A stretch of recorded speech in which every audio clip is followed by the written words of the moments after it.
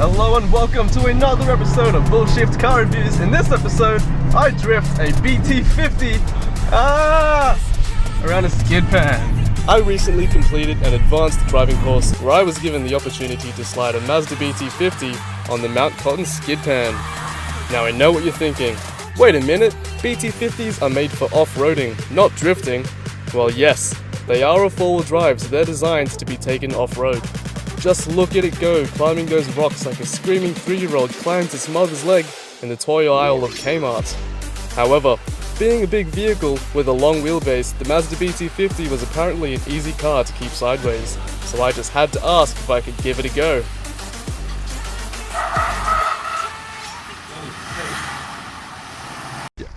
Yeah, can I take the Mazda out, or should I just do the 86 for now? Benny, we're gonna get the Mazda out, mate. What? We'll get the Mazda out? Of course we can. Yeah, 100%. Cool. Hop on in. Alright. It's because I told him the Mazda's easier to drift around here because it's a longer wheelbase. Yeah. After spending the majority of the afternoon drifting the Toyota 86, which you guys will see in a future episode of Bullshift Car Reviews, I jumped into the driver's seat of the BT-50. To be honest, my expectations of sliding this big rig were pretty low. Look, I just reckoned that this was a shit idea. Now you reckon this is a shit idea, yeah? Oh, I don't know. This ain't a shit idea at all. You watch this stupid amount of fun you have. Where's the stop button? Just a kitty. Oh. No fanciness in this one. Now the first thing that struck me with this relatively modern BT-50 is that it doesn't have a push to start button. Now I know that's a bit of a petty complaint, so I'm willing to let that one slide. See what I did there? Let it slide.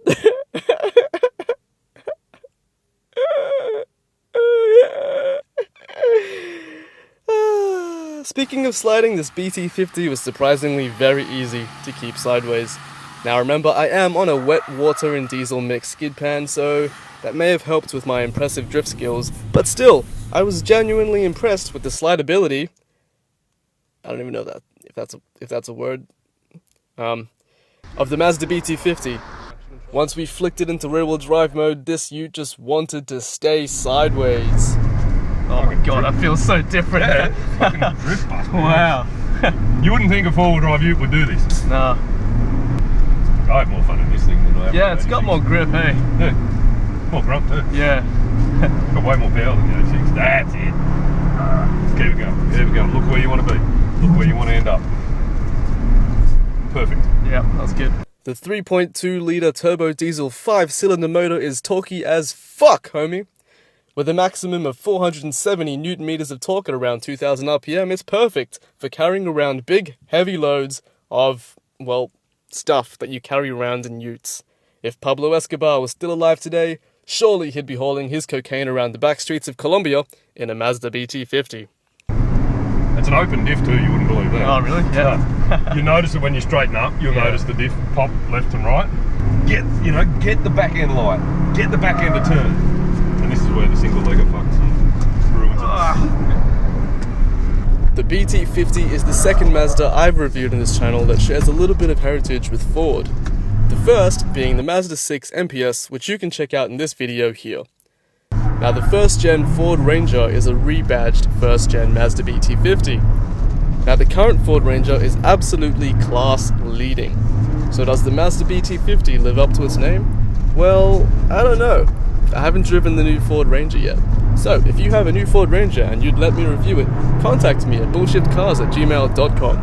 Until then, I'm just gonna have to say, well, yeah, maybe. I mean, everything about this Mazda is not bad, good choice. I mean, it does what it's supposed to do.